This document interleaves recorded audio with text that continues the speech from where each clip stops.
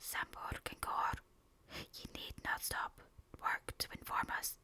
We knew it 10 seasons before. Oppress not the cubs of the stranger, but hail them as sister and brother. For though they are little and fupsy, it may be the bear is their mother. There is none like to me, says the cub, in the pride of his earliest kill. But the jungle is large, and the cub he is small. Let him think and be still. Maxims of Baloo. All that is told here happened some time before Mowgli was turned out of the Seoni wolf pack, or revenged himself on Shere Khan the tiger. It was in the days when Baloo was teaching him the law of the jungle. The big, serious, old, brown bear was delighted to have so quick a pupil, for the young wolves will only learn as much of the law of the jungle as applies to their own pack and tribe, and run away as soon as they can repeat the hunting verse. Feet that make no noise, eyes that can see in the dark, ears that can hear the winds in their lairs, and sharp white teeth. All these things are the marks of our brothers, except Tabaki the jackal and the hyena whom we hate. But Mowgli, as a man cub, had to learn a great deal more than this. Sometimes Bagheera the Black Panther would come lounging through the jungle to see how his pet was getting on, and would purr his head against the tree while Mowgli recited the day's lesson to Baloo. The boy could climb almost as well as he could swim, and swim almost as well as he could run. So Baloo, the teacher of the law, taught him the wood and water laws, how to tell a rotten branch from a sound one, how to speak politely to the wild bees when he came upon a hive of them 50 feet above the ground, what to say to Mang the bat when he disturbed him in the branches at midday, and how to warn the water snakes in the pools before he splashed down among them. None of the jungle people like being disturbed, and all are very ready to fly at an intruder. Then, too, Mowgli was taught the stranger's hunting call, which must be repeated aloud till it is answered, whenever one of the jungle people hunts outside his own grounds. It means, translated, give me leave to hunt here because I am hungry. And the answer is, hunt then for food, but not for pleasure. All this will show you how much Mowgli had to learn by heart, and he grew very tired of saying the same thing over 100 times. But, as Baloo said to Bagheera, one day when Mowgli had been cuffed and run off in a temper, a man cub is a man cub, and he must learn all the law of the jungle. But to think how small he is, said the Black Panther, who would have spoiled Mowgli if he had had his own way. How can his little head carry all thy long talk? Is there anything in the jungle too little to be killed? No. That is why I teach him these things, and that is why I hit him very softly when he forgets. Softly? What dost thou know of softness, old iron feet? Bagheera grunted. His face is all bruised today by thy softness. Ugh. Better he should be bruised from head to foot by me, who love him, than that he should come to harm through ignorance. Baloo answered very earnestly. I am now teaching him the master words of the jungle that shall protect him with the words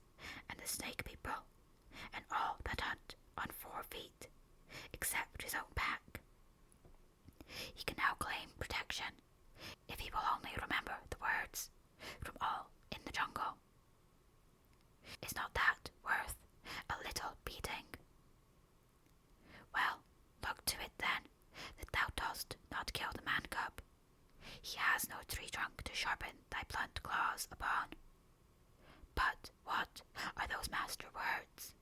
I am more likely to give help than to ask it. Bahira stretched out one paw and admired the steel blue, ripping chisel talons at the end of it. Still, I should like to know. I will call Mowgli, and he shall say them, if he will. Come, little brother. My head is ringing like a bee tree, said a sullen little voice over their heads, and Mowgli slid down a tree trunk, very angry and indignant, adding as he reached the ground, I come for Bagheera, and not for thee, fat old Baloo. That is all one to me, said Baloo, though he was hurt and grieved. Tell Bagheera, then, the master words of the jungle that I have taught thee this day. Master words for which people? Said Mowgli, delighted to show off. The jungle has many tongues. I know them all. A little thou knowest, but not much. See, O Bagheera, they never thank their teacher. Not one small wolfling has ever come back to thank old Baloo for his teachings. Say the word for the hunting people, then, great scholar. We be of one blood, ye and I, said Mowgli, giving the words the better accent which all the hunting people use. Good. Now for the birds. Mowgli repeated, with the kite's whistle at the end of the sentence.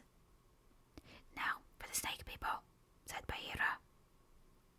The answer was a perfectly indescribable hiss, and Mowgli kicked up his feet behind, clapped his hands together to applaud himself, and jumped onto Bagheera's back, where he sat sideways, drumming with his heels on the glossy skin, and making the worst faces he could think of at Baloo.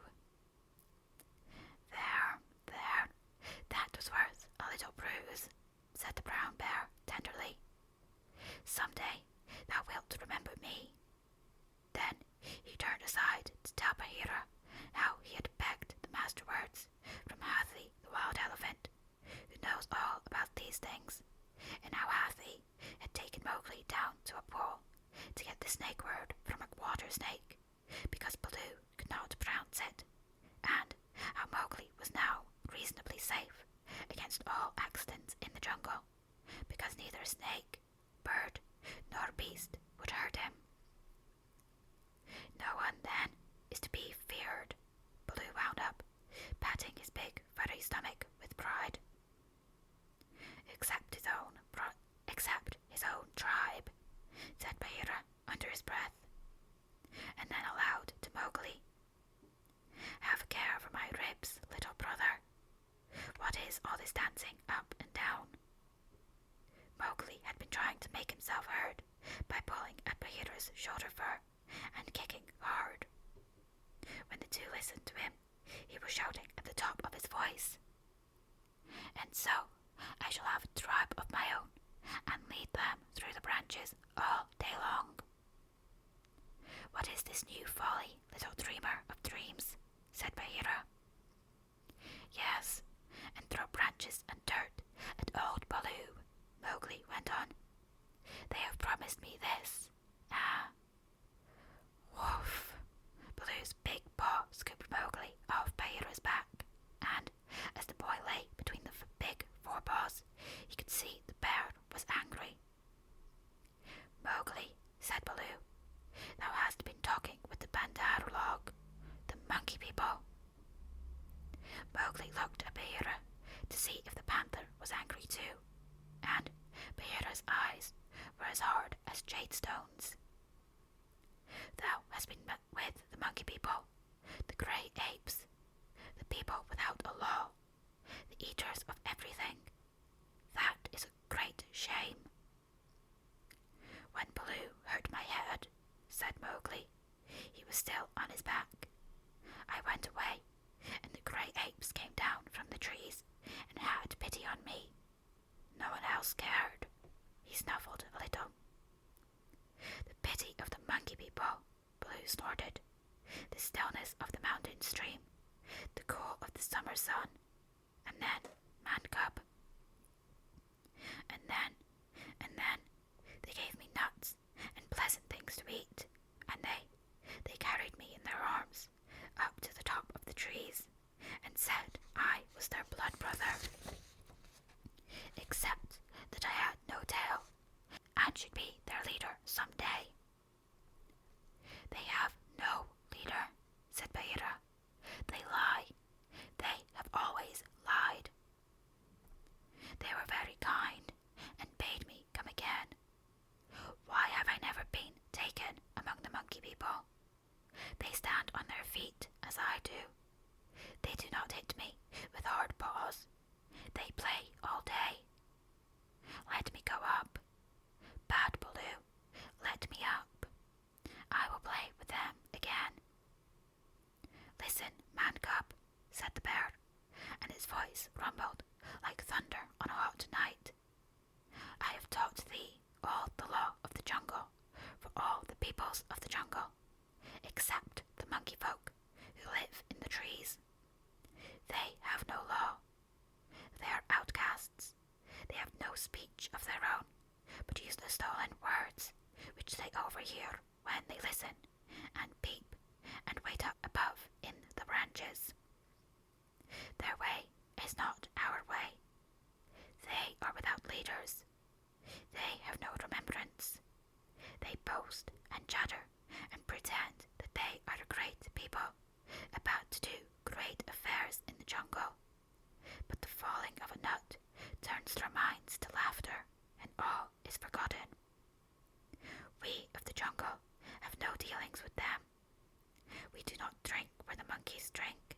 We do not go where the monkeys go. We do not hunt where they hunt. We do not die where they die. Hast thou ever heard me speak of the Bandar log till today? No, said Mowgli in a whisper, for the forest was very still now Baloo had finished. The jungle people put them out of their mouths and out of their minds. There are very many, evil, dirty, shameless, and they desire, if they had any fixed desire, to be noticed by the jungle people. But we do not notice them, even when they throw nuts and filth on our heads. He had hardly spoken when a shower of nuts and twigs splattered down through the branches, and they could hear coughings and howlings and angry jumpings high up in the air among the thin branches. The monkey people are forbidden, said Baloo. Forbidden to the jungle people. Remember. Forbidden, said Bagheera. But I still think Baloo should have warned thee against them. I. How was I to guess he would play with such dirt? The monkey people. Fall. A fresh shower came down on their heads, and the two trotted away, taking Mowgli with them. What Baloo had said about the monkeys was perfectly true. They belonged to the treetops, and, as beasts very seldom look up, there was no occasion for the monkeys and the jungle people to cross each other's path. But whenever they found a sick wolf, or a wounded tiger, or bear, the monkeys would torment him, and would throw sticks and nuts at any beast for fun, and in the hope of being noticed. Then they would howl and shriek senseless songs, and invite the jungle people to climb up their trees and fight them, or would start furious battles over nothing among themselves, and leave the dead monkeys where the jungle people could see them. They were always just going to have a leader, and laws and customs of their own, but they never did, because their memories would not hold over from day to day, and so they compromised things by making up a saying. What the Bandarlog think now, the jungle would think later, and that comforted them a great deal. None of the beasts could reach them, But, on the other hand, none of the beasts would notice them, and that was why they were so pleased when Mowgli came to play with them, and they heard how angry Baloo was. They never meant to do any more. The Bandar log never mean anything at all. But one of them invented what seemed to him a brilliant idea, and he told all the others that Mowgli would be a useful person to keep in the tribe, because he could weave sticks together for protection from the wind. So, if they caught him, they could make him teach them. Of course, Mowgli, as a woodcutter's child, inherited all sorts of instincts, and he used to make little huts of fallen branches without thinking how he came to do it, and the monkey people, watching in the trees, considered his play most wonderful. This time, they said, they were really going to have a leader and become the wisest people in the jungle, so wise that everyone else would notice and envy them. Therefore, they followed Baloo and Bagheera and Mowgli through the jungle very quietly till it was time for the midday nap, and Mowgli, who was very much ashamed of himself, slept between the panther and the bear, resolving to have no more to do with the monkey people. The next thing he remembered was feeling hands on his legs and arms, hard, strong little hands, and then a swash of branches in his face, and then he was staring down through the swaying boughs as Baloo woke the jungle with his deep cries, and Bagheera bounded up the trunk with every tooth bared. The Bandar log howled with triumph and scuffled away to the upper branches, where Bagheera dared not follow, shouting, "He has noticed us! Bagheera has noticed us! All the jungle people admire us for our skill and our cunning." Then they began their flight, and the flight of the monkey people through treeland is one of the things nobody can describe. They have their regular roads and crossroads, uphills and downhills, all laid out from 50 to 70 or 100 feet above ground, and by these they can travel even at night if necessary. Two of the strongest monkeys caught Mowgli under the arms and swung off with him through the treetops, 20 feet at a bound. Had they been alone, they could have gone twice as fast, but the boy's weight held them back. Sick and giddy as Mowgli was, he could not help enjoying the wild rush, though the glimpses of earth far down below frightened him, and the terrible check and jerk at the end of the swing over nothing but empty air brought his heart between his teeth. His escort would rush him up a tree till he felt the thinnest topmost branches crackle and bend under them, and then, with a cough and a whoop, would fling themselves into the air, outward and downward, and bring up, hanging by their hands or their feet, to the lower limbs of the tree. Sometimes he could see for miles across the still green jungle, as a man on the top of a mast can see for miles across the sea. And then the branches and leaves would lash him across the face, and he and his two guards would be almost down to earth again. So, bounding and crashing and whooping and yelling, the whole tribe of Bandar log swept along the tree roads with Mowgli their prisoner. For a time he was afraid of being dropped. Then he grew angry, but knew better than to struggle, and then he began to think. The first thing was to send back word to Baloo and Bagheera, for, at the pace the monkeys were going, he knew his friends would be left far behind. It was useless to look down, for he could only see the top sides of the branches, so he stared upward and saw, far away in the blue,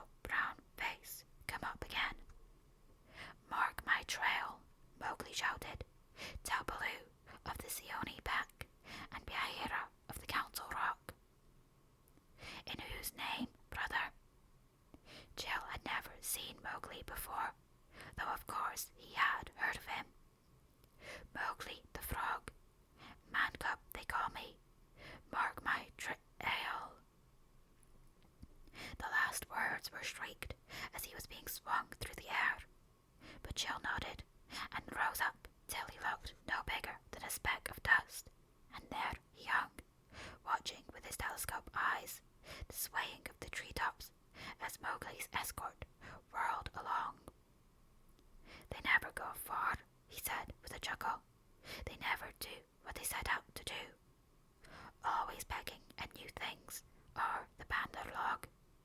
This time, if they have any eyesight, they have pecked down trouble for themselves. For Baloo is no fledgling, and Bagheera can, as I know, kill more than goats." So he rocked on his wings, his feet gathered up under him, and waited.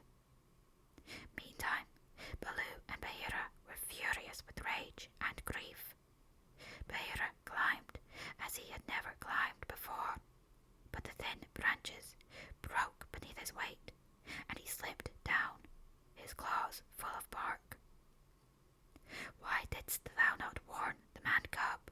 he roared to poor Baloo, who had set off at a clumsy trot in the hope of overtaking the monkeys. "What was the use of half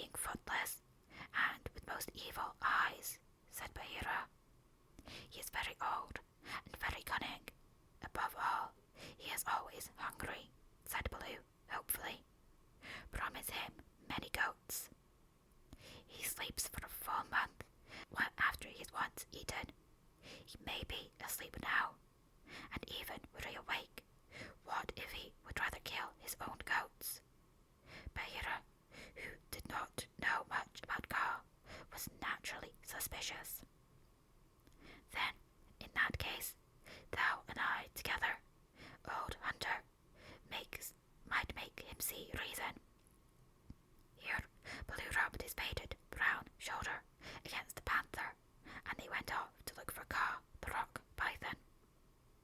They found him stretched out on a warm ledge in the afternoon sun, admiring his beautiful new coat, for he had been in retirement for the last 10 days, changing his skin, and now he was very splendid. Darting his big blunt nose head along in the ground and twirling the 30 feet of his body into fantastic knots and curves, and licking his lips as he thought of his dinner to come. "He is not eaten," said Baloo, with a grunt of relief, as soon as he saw the beautifully mottled brown and yellow jacket. "Be careful, Bagheera. He is always a little blind after he has changed his skin, and very quick to strike." Kaa was not a poison snake. In fact, he rather despised the poison snakes as cowards. But his strength lay in his hug, and when he had once lapped his huge coils around anybody, there was no more to be said. "Good hunting!" cried Baloo, sitting up on his haunches. Like all snakes of his breed, Kaa was rather deaf, and he did not hear the call at first. Then he curled up, ready for any accident, his head lowered. "Good hunting for us all," he answered. "Oh, Baloo, what dost thou do here?" "Good hunting, Bagheera. One of us, at least, needs food. Is there any news of game afoot? A doe now, or even a young buck? I am as empty as a dried well."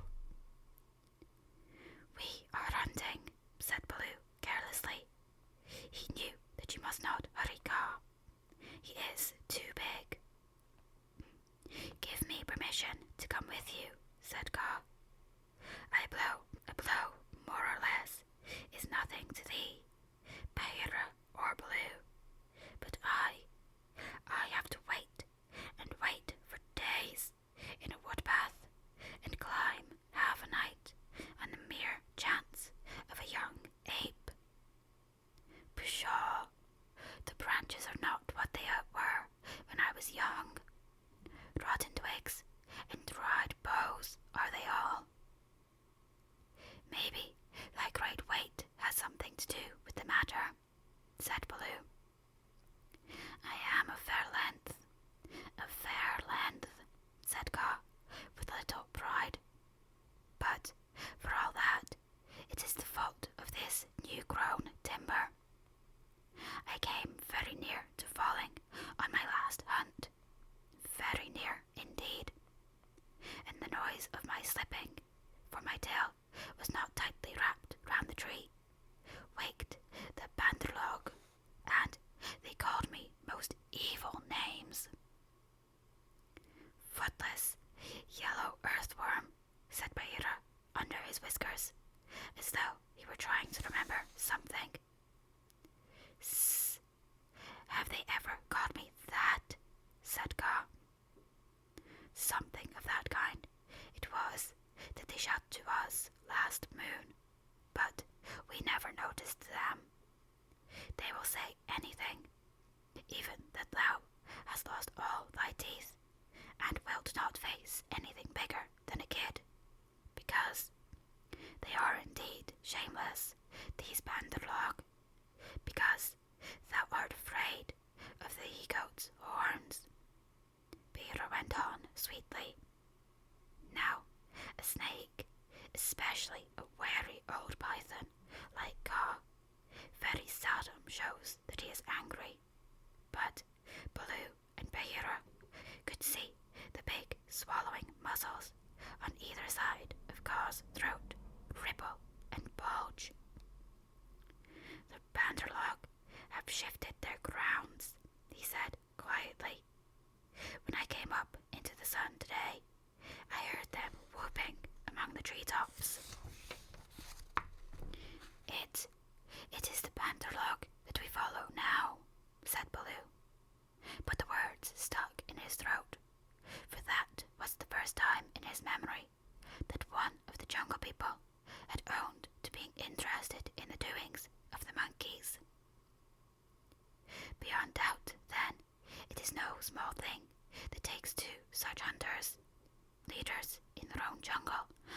certain, on the trail of the Benderlog, Ka replied courteously, and he swelled with curiosity. Indeed, Baloo began, I am no more than the old and sometimes very foolish teacher of the law to the Seoni wolf cubs, and Bagheera here is Bagheera, said the Black Panther, and his jaws shut with a snap, for he did not believe in being humble. The trouble is this, Ka. Those nut stealers and pickers of palm leaves have stolen away our man cub, of whom thou hast perhaps heard. I heard some news from Iki. His quills make him presumptuous, of a man thing that was entered into a wolf pack, but I did not believe. Iki is full of stories, half heard and very badly told.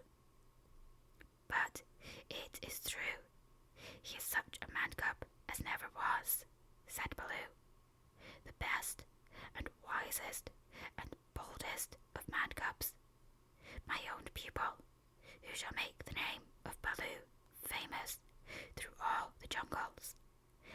And besides, we love him, Ka. Tss, tss, said Ka, shaking his head to and fro. I also have known what love is.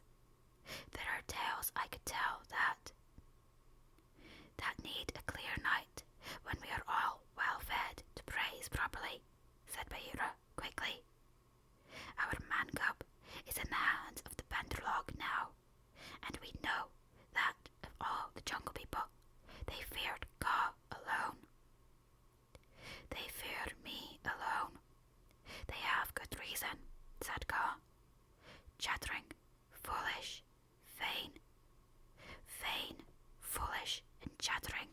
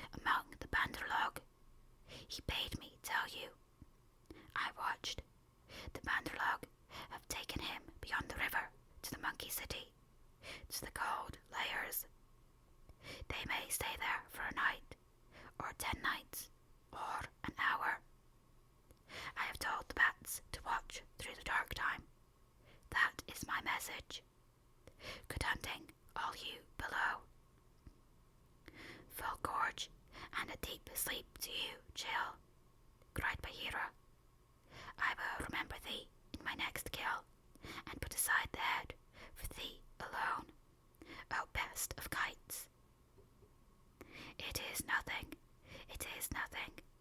The boy held the master word. I could have done no less. And Jill circled up again to his roost. He's not forgotten to use his tongue, said Baloo, with a chuckle of pride. To think of one so young remembering the master word for the birds, too, while he was being pulled across trees.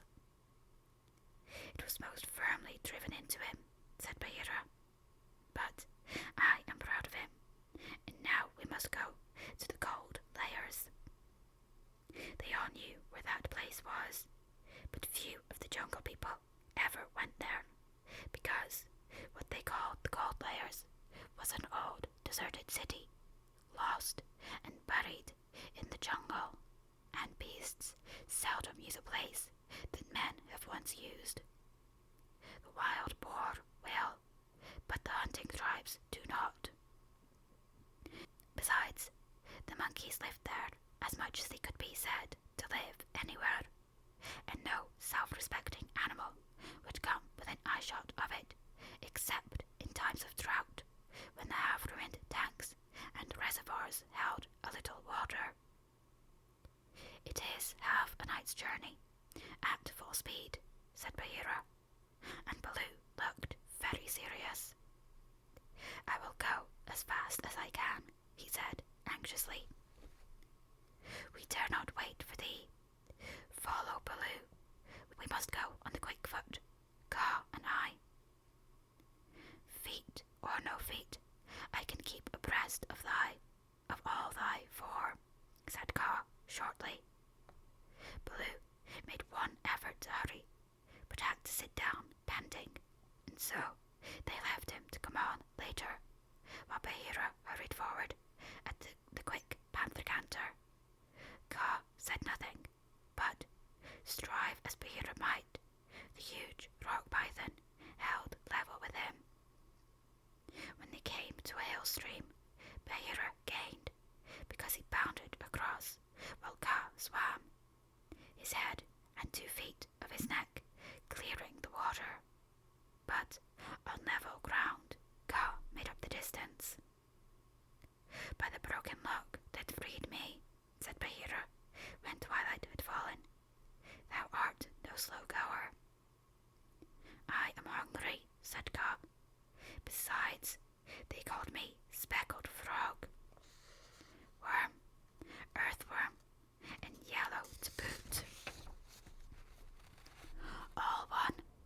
Let us go on. And Kaa seemed to bore himself along the ground, finding the shortest road with his steady eyes and keeping to it.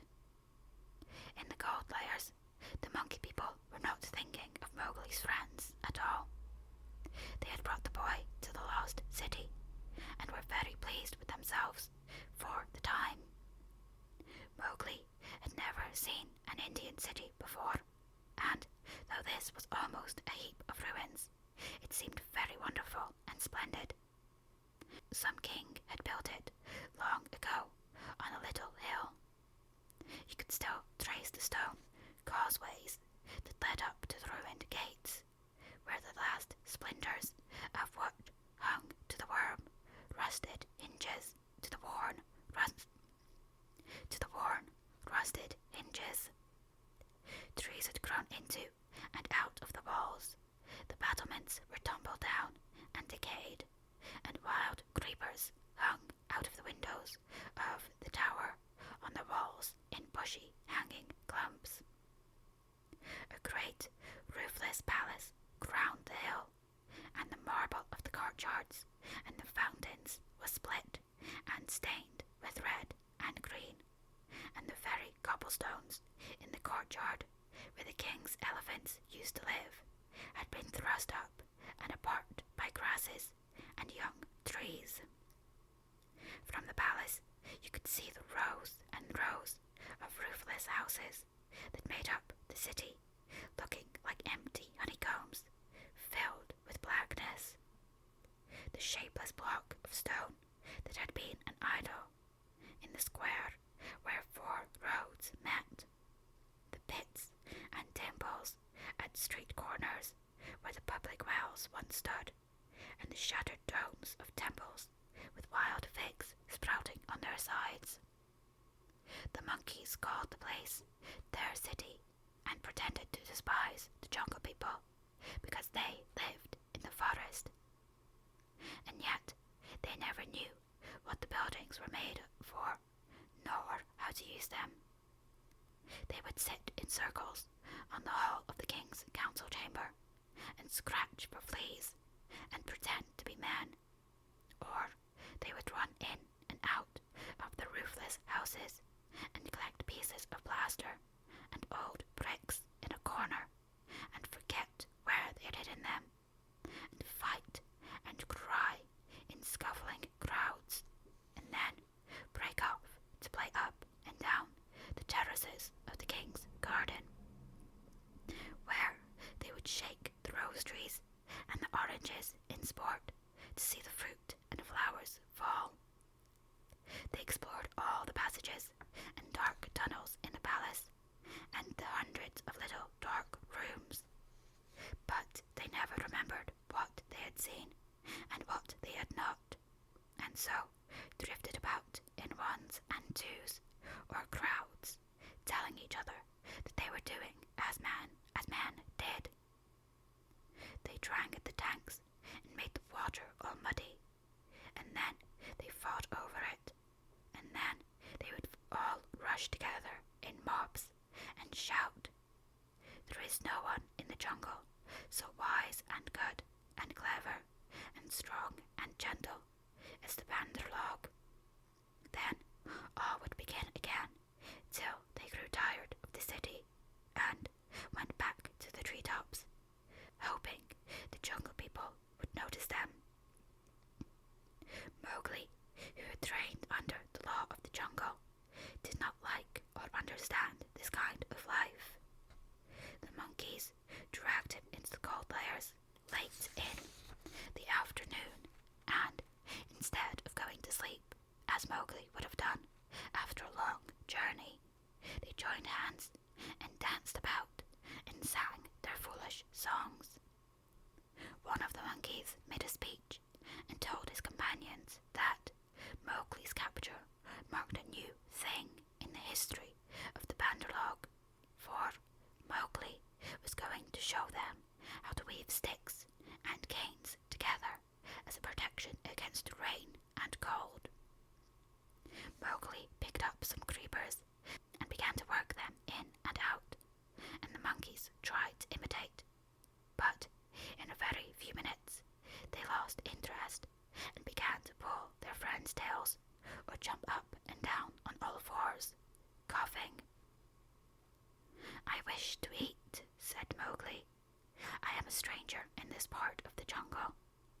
Bring me food, or leave me to hunt here." 20 or 30 monkeys bounded away to bring him nuts and wild papaws, but they fell to fighting on the road, and it was too much trouble to go back with what was left of the fruit. Mowgli was sore and angry as well as hungry, and he roamed through the empty city, giving the strangers hunting call from time to time, but no one answered him, and Mowgli felt that he had reached a very bad place indeed. "All that Baloo has said about the Banderlog is true," he thought to himself. "They have no law, no hunting call, and no leaders, but nothing but foolish words and little picking, thievish hands. So, if I am starved or killed here, it will be all my own fault. But I must try to return to my own jungle. Baloo will surely beat me, but that is better than chasing silly rose leaves with the Banderlog." No sooner had he walked to the city wall than the monkeys pulled him back, telling him that he did not know how happy he was, and pinching him to make him grateful. He set his teeth and said nothing, but went with the shouting monkeys to a terrace above the red sandstone reservoirs that were half full of rainwater. was a ruined summer house of white marble in the centre of the terrace, built for queens, dead 100 years ago. The domed roof had half fallen in and blocked up the underground passage from the palace by which the queens used to enter, but the walls were made of screens of marble tracery. Beautiful milk-white fretwork set with agates and cornelians and jasper and lapis lazuli, and as the moon came up behind the hill, it shone through the open work, casting shadows on the ground like black velvet embroidery. Sore, sleepy, and hungry as he was, Mowgli could not help laughing when the Bandarlog began, 20 at a time, to tell him how great and wise and strong and gentle they were, and how foolish he was to wish to leave them. We are great. We are free. We are wonderful. We are the most wonderful people in all the jungle. We all say so, and so it must be true, they shouted.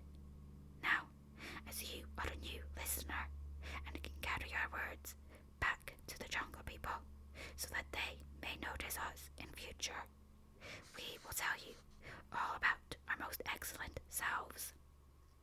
Mowgli made no objection, and the monkeys gathered by hundreds and hundreds on the terrace to listen to their own speakers singing the praises of the Bandarlog, and whenever a speaker stopped for want of breath, they would all shout together, "This is true. We all say so." Mowgli nodded and blinked and said yes when he asked him a question, and his head spun with the noise. Tabaqui the jackal must have bitten all these people, he said to himself, and now they have the madness. Certainly this is a Diwani, the madness. Do they never go to sleep?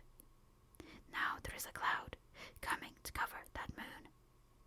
If it were only a big enough cloud, I might try to run away in the darkness. But I am tired. That same cloud was being watched by two good friends in the ruined ditch below the city wall, for Bagheera and Kaa, knowing well how dangerous the monkey people were in large numbers, did not wish to run any risks. The monkeys never fight unless they are 100 to 1, and few in the jungle care for those odds. I will go to the west wall, Kaa whispered, and come down swiftly with the slope of the ground in my favor. They will not throw themselves upon my back in their hundreds, but— I know it, said Bagheera. Would that Baloo were here, but we must do what we can. When that cloud covers the moon, I shall go to the terrace. They hold some sort of council there over the boy. Good hunting, said Kaa grimly, and glided away to the west wall. That happened to be the least ruined of any, and the big snake was delayed a while before he could find a way up the stones. The cloud hit the moon, and as Mowgli wondered what would come next, he heard Bagheera's light feet on the terrace. The Black Panther had raced up the slope, almost without a sound, and was striking. He knew better than to waste time in biting. Right and left, among the monkeys, who were seated round Mowgli in circles, 50 and 60 deep. There was a howl of fright and rage, and then, as Bagheera tripped on the rolling, kicking bodies beneath him, a monkey shouted, "There is only one here. Kill him. Kill." A scuffling mass of monkeys, biting, scratching, tearing, and pulling, closed over Bagheera, while 5 or 6 laid hold of Mowgli, dragged him up the wall of the summer house, and pushed him through the hole of the broken dome.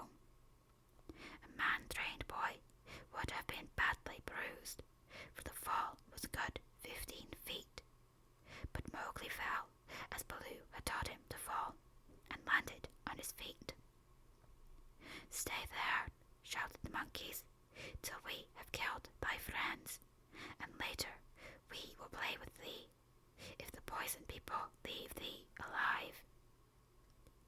"We be of one blood, ye and I," said Mowgli quickly, giving the snakes a call. He could hear rustling and hissing in the rubbish all round him, and gave the call a second time to make sure. "Even so, down hoods all," said half a dozen low voices. "Every ruin in India becomes sooner or later a dwelling place of snakes, and the old summer house was alive with cobras. Stand still, little brother, for thy feet may do us harm." Mowgli stood as quietly as he could, peering through the open work and listening to the furious din of the fight round the Black Panther. The yells and chatterings and scufflings, and Bagheera's deep, hoarse cough as he backed and bucked and twisted and plunged under the heaps of his enemies. For the first time since he was born, Bagheera was fighting for his life. Baloo must be at hand. Bagheera would not have come alone, Mowgli thought, and then he called aloud, "To the tank, Bagheera! Roll to the water tank! Roll and plunge! Get to the water!" Bagheera heard, and the cry that told him Mowgli was safe gave him new courage. He worked his way desperately, inch by inch, straight for the reservoirs, hitting in silence. Then, from the ruined wall nearest the jungle, rose up the rumbling war shout of Baloo. The old bear had done his best, but he could not come before. "Bagheera," he shouted, "I am here. I climb. I haste. Awara." "The stones slip under my feet. Wait my coming, O most infamous Bandar-log." He panted up the terrace, only to disappear to the head in a wave of monkeys. But he threw himself squarely on his haunches, and, spreading out his forepaws, hugged as many as he could hold, and then began to hit with a regular pat, pat, pat, like the flipping strokes of a paddle wheel. A crash and a splash told Mowgli that Bagheera had found his way to the tank, where the monkeys could not follow. The panther lay gasping for breath, his head just out of water, while the monkeys stood 3 deep on the red steps, dancing up and down with rage, ready to spring upon him from all sides if he came out to help Baloo. It was then that Bagheera lifted his dripping chin, and, in despair, gave the snake's call for protection.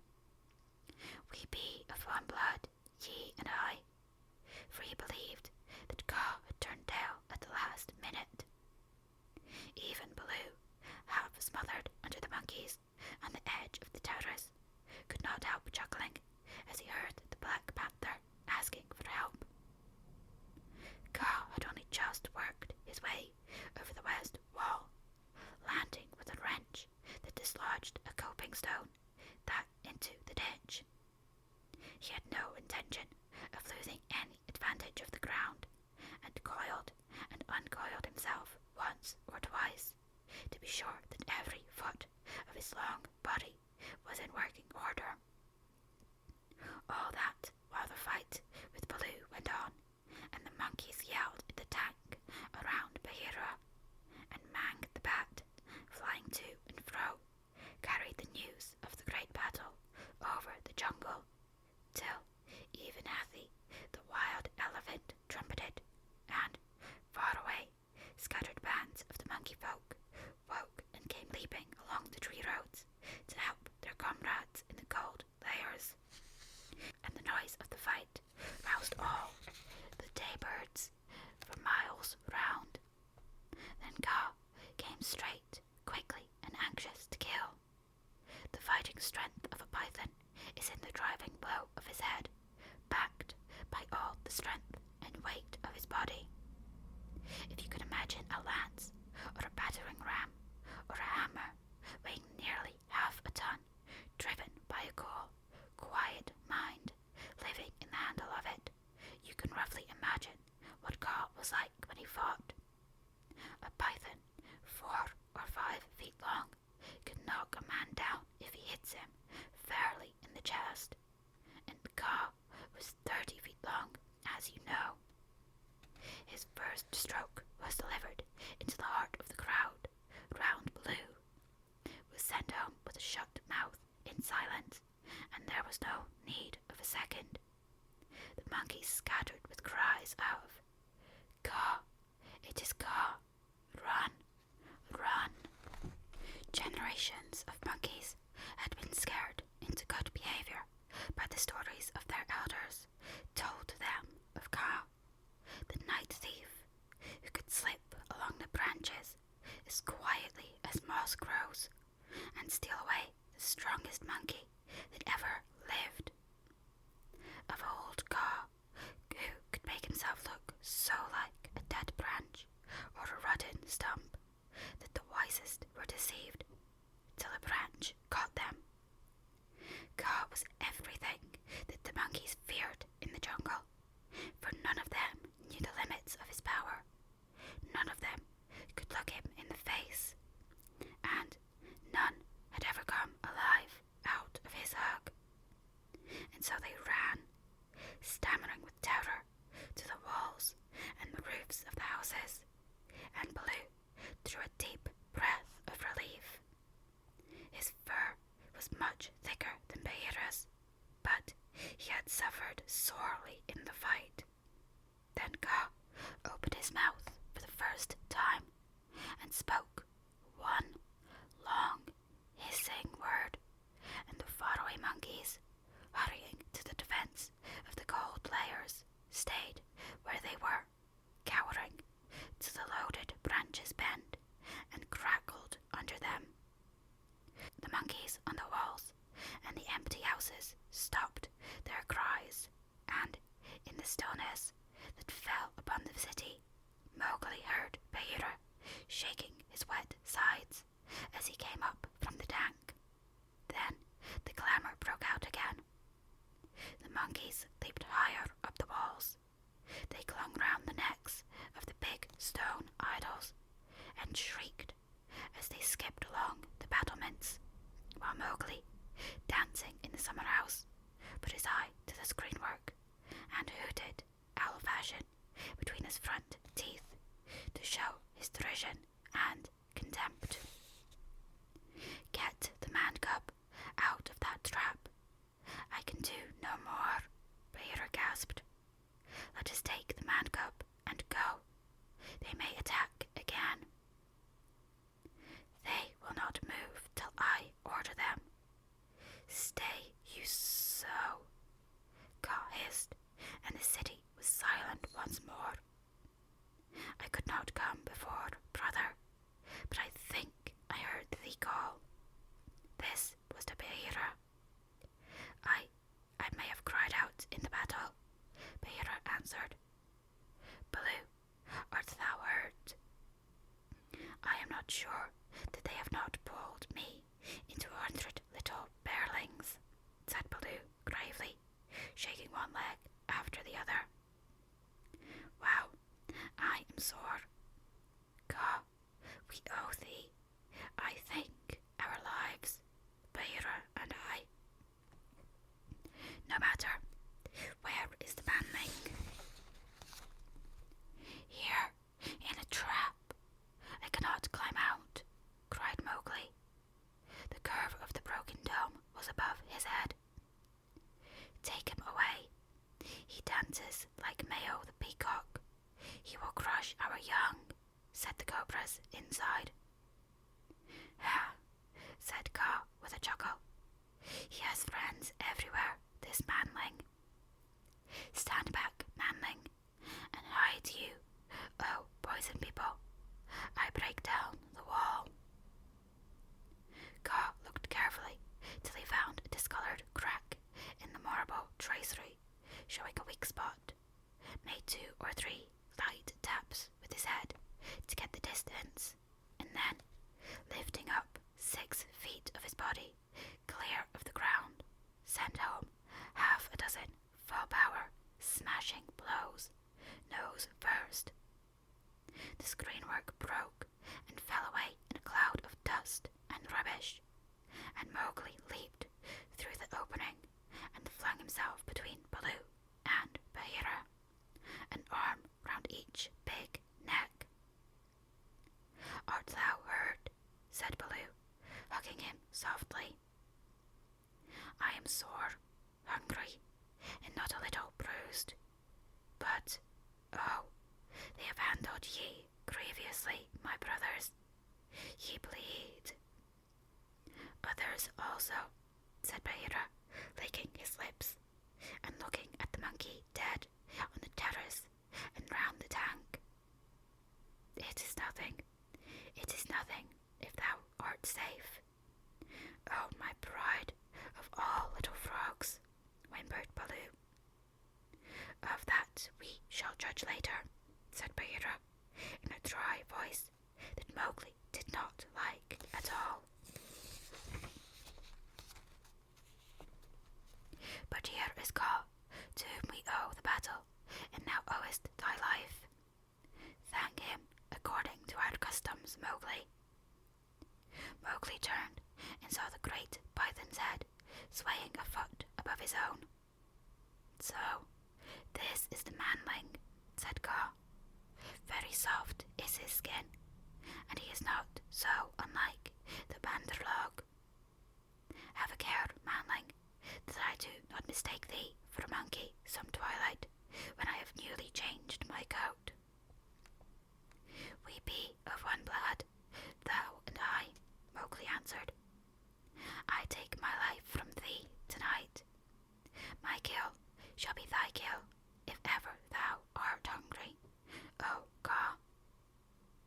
"All thanks, little brother," said Kaa, though his eyes twinkled. "And what may so bold a hunter kill? I ask that I may follow when next he goes abroad." "I kill nothing. I am too little. But I drive goats towards such as can use them. When thou art empty, come to me, and see if I speak the truth. I have some skill in these." He held out his hands. "And if ever thou art in a trap, I may pay the debt which I owe to thee, to Bagheera, and to Baloo here. Good hunting to ye all, my masters." "Well said," growled Baloo, for Mowgli had returned thanks very prettily. The python dropped his head lightly for a minute on Mowgli's shoulder. "A brave heart and a courteous tongue," said he. "They shall carry thee far through the jungle, manling. But now go hence quickly with thy friends. Go and sleep, for the moon sets, and what follows it is not well that thou shouldest see." The moon was sinking behind the hills, and the lines of trembling monkeys huddled together on the walls and battlements looked like ragged, shaky fringes of things. Baloo went down to the tank for a drink, and Bagheera began to put his fur in order. As Kaa glided out into the center of the terrace and brought his jaws together with a ringing snap that drew all the monkeys' eyes upon him. "The moon sets," he said. "Is there yet light to see?" From the walls came a moan like a wind in the tree tops.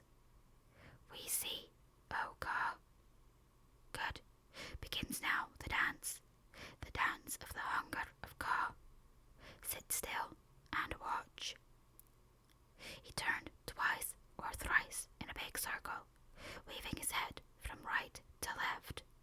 Then he began making loops and figures of 8 with his body, and soft, oozing triangles that melted into squares, and 5-sided figures, and coiled mounds, never resting, never hurrying, and never stopping his low, humming song. It grew darker and darker, till at last the dragging, shifting coils disappeared, but they could hear the rustle of the scales. Baloo and Bagheera stood still as stone, growling in their throats, their neck hair bristling, and Mowgli watched and wondered. "Banderlog," said the voice of Kaa at last, "can ye stir foot or hand without my orders? Speak." "Without thy order, we cannot stir foot or hand, O Kaa." "Good. Come all one pace closer to me." The lines of the monkeys swayed forward helplessly, and Baloo and Bagheera took one stiff step forward with them. "Closer," hissed Kaa, and they all moved again. Mowgli laid his hands on Baloo and Bagheera to get them away, and the two great beasts started as though they had been waked from a dream. "Keep thy hand on my shoulder," Bagheera whispered. "Keep it there, or I must go back. Must go back to Kaa." "Ah." "It is only old Kaa making circles on the dust," said Mowgli. "Let us go." And the three slipped off through a gap in the walls to the jungle. "Woof," said Baloo, when he stood under the still trees again. "Never more will I make an ally of Kaa." And he shook himself all over. "He knows more than we," said Bagheera, trembling. "In a little time, had I stayed, I should have walked down his throat." "Many will walk by that road before the moon rises again," said Baloo. "He will have good hunting, after his own fashion." "But what was the meaning of it all?" said Mowgli, who did not know anything of a python's powers of fascination. "I saw no more than a big snake making foolish circles till the dark came, and his nose was all sore." "Mowgli," said Bagheera angrily, "his nose was sore on thy account, as my ears and sides and paws and Baloo's neck and shoulders are bitten on thy account. Neither Baloo nor Bagheera will be able to hunt with pleasure for many days." "It is nothing," said Baloo. "We have the man cub again." "True, but he has cost us heavily in time which might have been spent in good hunting, in wounds, in hair. I am half plucked along my back, and, last of all, in honor. For, remember, Mowgli, I, who am the Black Panther, was forced to call upon Kaa for protection, and Baloo and I were both made stupid as little birds by the hungered ants. All this, man cub, came of thy playing with the Banderlog." "True, it is true," said Mowgli sorrowfully. "I am an evil man cub, and my stomach is sad in me. What says the law of the jungle, Baloo?"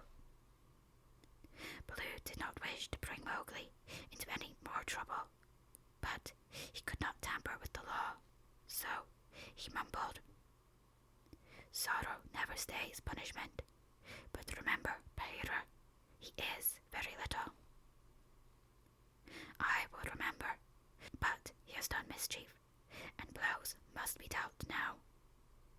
Mowgli, hast thou anything to say?" "Nothing. I did wrong. Baloo and thou art wounded. It is just."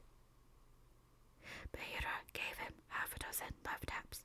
From a panther's point of view, they would hardly have waked one of his own cubs, but for a 7-year-old boy, They amounted to as severe a beating as he could wish to avoid. When it was all over, Mowgli sneezed and picked himself up without a word. "Now," said Bagheera, "jump on my back, little brother, and we will go home." One of the beauties of jungle law is that punishment settles all scores. There is no nagging afterwards. Mowgli laid his head down on Bagheera's back and slept so deeply that he never waked when he was put down by Mother Wolf's side in the home cave. Road Song.